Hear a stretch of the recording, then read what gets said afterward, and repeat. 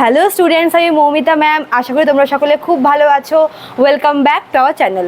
Students, আজকে আমি তোমাদের এসিসি পলিটিক্যাল সায়েন্স থেকে আমি একটা ইম্পর্টেন্ট টপিক নিয়ে আলোচনা করেছিলাম, যেটা হচ্ছে পার্লামেন্টারি কমিটিসগুলো। ঠিক আছে, তো আমরা সেখানে পড়েছিলাম যে পার্লামেন্টের কমিটিগুলোকে দুভাগে ভাগ করা হয়। একটা হচ্ছে তোমার অ্যাডহক কমিটি, যেটাকে অস্থায়ী বলছে, আর একটা হচ্ছে তোমার স্ট্যান্ডিং কমিটি, যেটাকে তোমার স্থায়ী বলছে। এবার তোমাদের সিলেবাসে কিন্তু স্থায়ী যে কমিটিগুলো রয়েছে, স্ট্যান্ডিং কমিটিগুলো, সেগুলোর ওপরে রয়েছে। ঠিক আছে, তো সেগুলোর মধ্যে তোমাদের প্রথম যেটা রয়েছে সেটা হচ্ছে পাবলিক অ্যাকাউন্টস কমিটি। তোমাদের ফার্স্ট যে স্থায়ী কমিটির ব্যাপারে তোমাদের সিলেবাসে রয়েছে সেটা হচ্ছে পাবলিক অ্যাকাউন্টস কমিটির ব্যাপারে। তো আজকে আমি তোমাদের সেই পাবলিক অ্যাকাউন্টস কমিটির ওপরে ক্লাস নেব। ক্লাসটি শুরু করার আগে বলে রাখি যে আমাদের অনলাইন ক্লাসে যারা তোমরা যোগাযোগ করতে চাও আমাদের কাছে, যারা তোমরা পড়তে চাও আমাদের কাছে, তারা আমাদের হেল্পলাইন নাম্বারে যোগাযোগ করতে পারো। আমাদের হেল্পলাইন নাম্বার দেখো এখানে দেওয়া আছে দুটো।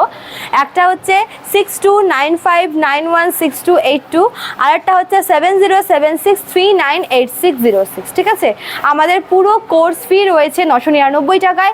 তোমরা কিন্তু এই টাকাতে শুধুমাত্র মেজর বা এসিসি না, তোমরা এর সঙ্গে তোমরা মাইনার পেয়ে যাচ্ছ, এমডিসি পেয়ে যাচ্ছ, এইসিও কিন্তু তোমরা পেয়ে যাচ্ছ। ফুল প্যাকেজ তোমরা পেয়ে যাচ্ছ মাত্র 999 টাকায়।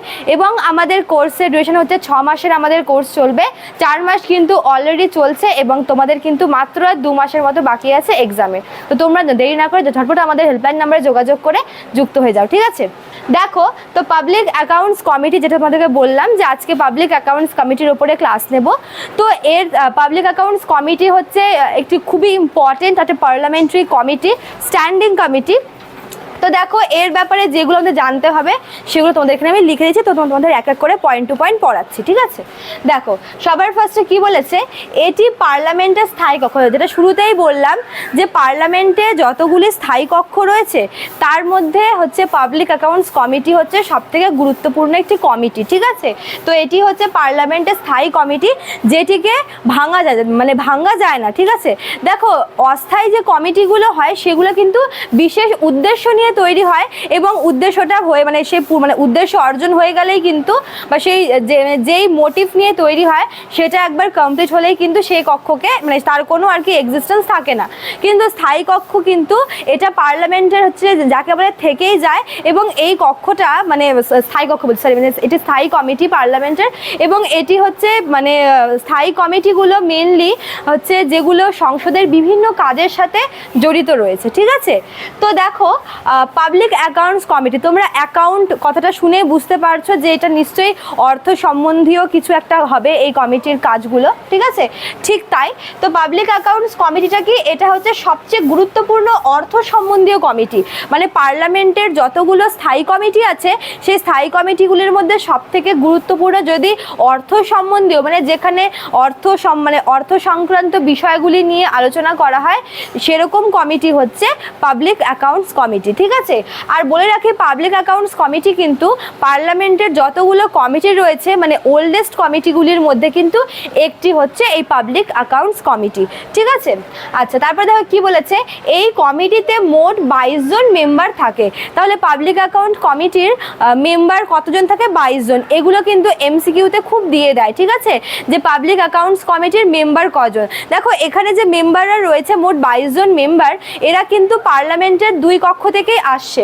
যেরকম মনে করো যে 15 জন হচ্ছে লোকসভা থেকে, অর্থাৎ এই 22 জনের মধ্যে 15 জন যে মেম্বার তারা কিন্তু লোকসভার প্রেসিডেন্ট লোকসভার হচ্ছে মেম্বার। ঠিক আছে, এবং বাকি 7 জন হচ্ছে রাজ্যসভার। তার এই 22 জন যে আর কি রয়েছে মেম্বার এই কমিটিতে, সেই 22 জন মেম্বার কিন্তু পার্লামেন্ট থেকে আসে। যেহেতু পার্লামেন্টের কমিটি, তো এখানকার মেম্বাররাও পার্লামেন্টের কক্ষ থেকে আসছে।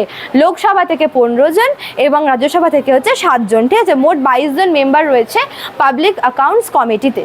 আচ্ছা, তারপর দেখো কি বলেছে, আইস অ্যান্ড ইয়ার্স অফ সিএনএজি ক্যাগ যেটাকে বলে। ঠিক আছে, তো ক্যাগ যে রয়েছে, দেখো ক্যাগ হচ্ছে কি আমাদের দেশের ক্যাগের হাতেই কিন্তু সব হিসাব রক্ষক বলা হয় ক্যাগকে। ঠিক আছে, দেশের হিসাব রক্ষক বলা হয় ক্যাগকে।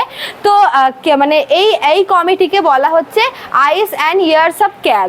ক্যাগের চোখ এবং কান বলা হয় এই কমিটিকে। তার নিশ্চয়ই ক্যাগের সাথে এর একটা সম্পর্ক আছে, অর্থাৎ দেখো ক্যাগও হচ্ছে হিসাব নিকেশ করে, মানে ক্যাগের কাজও কিন্তু সেই অর্থ নিয়ে এবং এই কমিটির কাজও কিন্তু অর্থ নিয়েই, ঠিক আছে।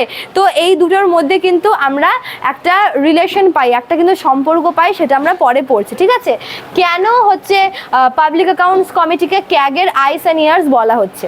আচ্ছা, তার একবার দেখি যে মেম্বারদের ব্যাপারটা, ঠিক আছে। তো আমরা তো পড়লামই যে মেম্বাররা পার্লামেন্ট থেকে আসে, পার্লামেন্টের 2 হাউস থেকেই আসছে, লোকসভা থেকে বেশি আসছে, তুলনামূলকভাবে রাজ্যসভা থেকে কম আসছে, ঠিক আছে।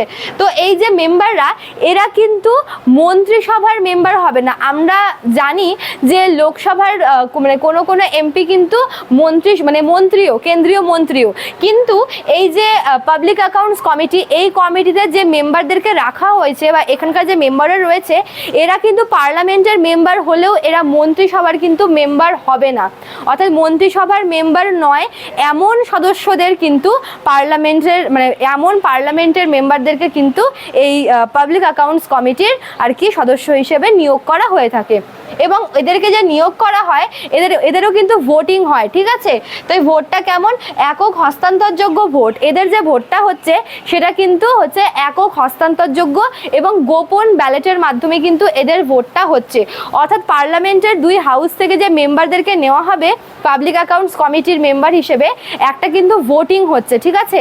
এবং এই ভোটে আর কি ভোটটা কীরকম হচ্ছে? একক হস্তান্তরযোগ্য ভোট হচ্ছে এবং এই ভোটের মাধ্যমেই কিন্তু পাবলিক অ্যাকাউন্টস কমিটির মেম্বার কারা হবে সেটা হচ্ছে নির্বাচন করা হয়ে থাকে।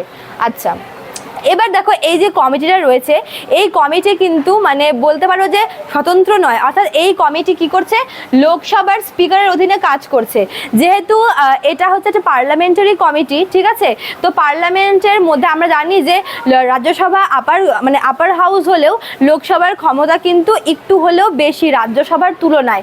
তো এজন্য এই কমিটিটা কি করছে?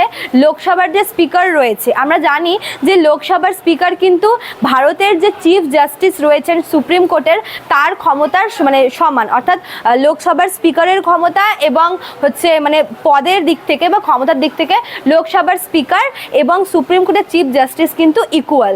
তো এই যে কমিটিটা রয়েছে পাবলিক অ্যাকাউন্টস কমিটি, এটা কিন্তু মেনলি লোকসভার স্পিকারের অধীনে কাজ করে। অর্থাৎ লোকসভার স্পিকার কিন্তু এই কমিটির বলতে পারো যে হেড, এবং তার অধীনেই কিন্তু এই কমিটির মেম্বাররা রয়েছে এবং এই কমিটির কাজও কিন্তু লোকসভার স্পিকারের আন্ডারেই হয়ে থাকে, ঠিক আছে। তারপরে দেখো কি বলেছে, এই কমিটির প্রধান হলেন বিরোধী দলনেতা। অর্থাৎ পার্লামেন্টের যিনি অপোজিশন পার্টির লিডার থাকেন, সেই অপোজিশন পার্টির লিডার হচ্ছে এই কমিটির হেড হন, ঠিক আছে।